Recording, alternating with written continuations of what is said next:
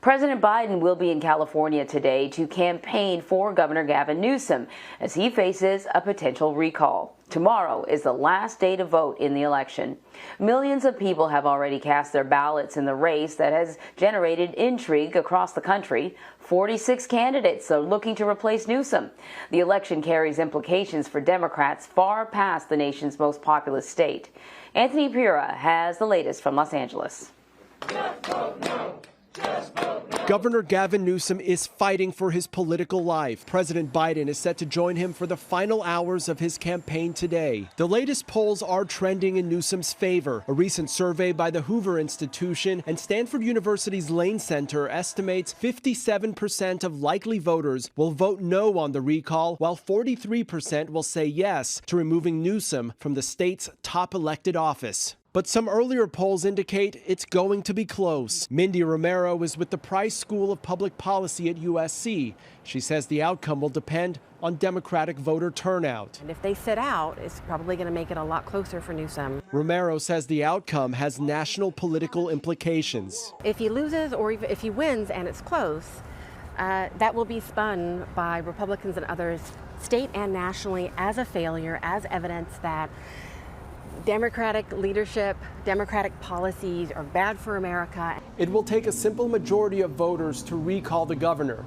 If that happens, there are dozens of candidates on the ballot, most are Republicans, looking to take his seat. The one with the most votes would become governor.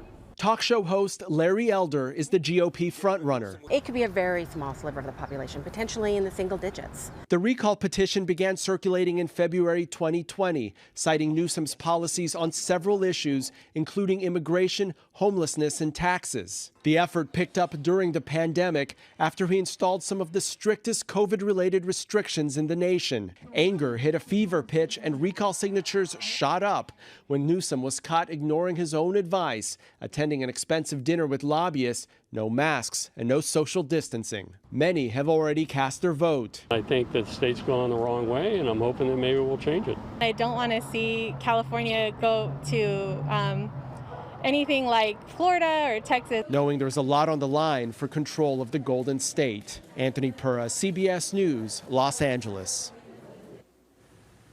All right, we want to talk a little bit more about this. Let's bring in Adam Brewster to break it down for us. Because, you know, if you live in California, you're probably watching it really closely. I don't know if the rest of the country is, but they probably should be.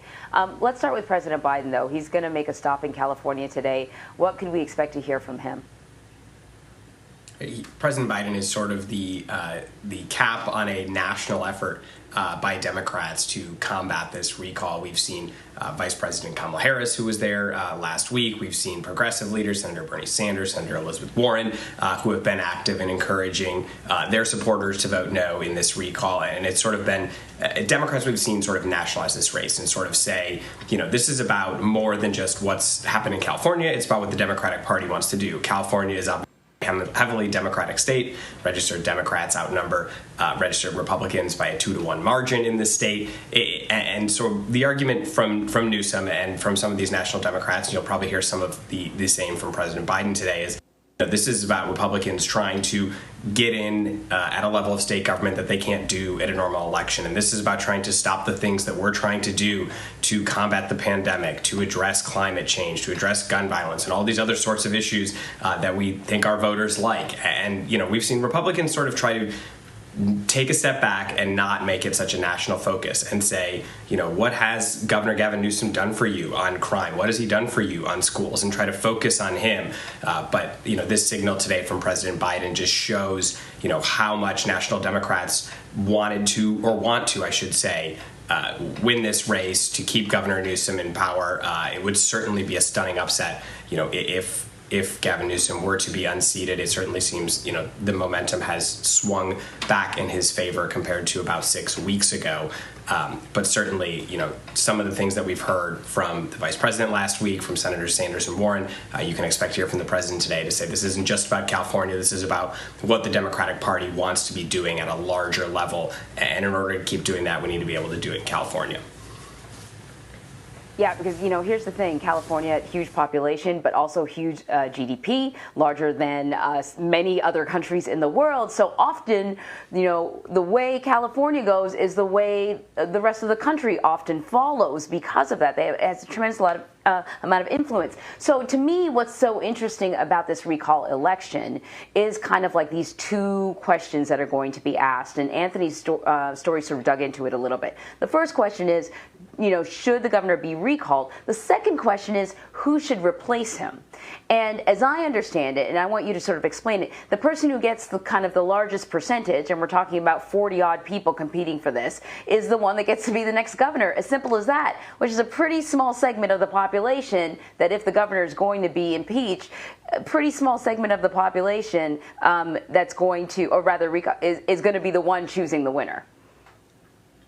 Right. Certainly, that's one of the issues at play here, right? It takes a simple majority to remove Gavin Newsom, the governor, from office, and then it is just whoever receives the most votes of those other 45 candidates or so would be the one to replace him. And you may not have everyone who voted in this election voting among those replacements. So it may be 30% of just half of the people who cast a ballot overall. Now, you can vote no on the question of whether you want Governor Newsom removed or not, and you can still vote and choose a replacement candidate, even if you want to keep Governor Newsom in office. So you might see some people who vote no and vote for someone else. The governor and his team have said, just vote no, seal your ballot, turn it back in. That's the only question that you need to worry about. But certainly it does present the question of, how much of a mandate would a governor have, and certainly it appears likely if it were to be if Gavin Newsom were to be recalled, it would be a Republican who were going to face him. And Republicans would still have an uphill battle in California, even if they were to get control of the governor's mansion.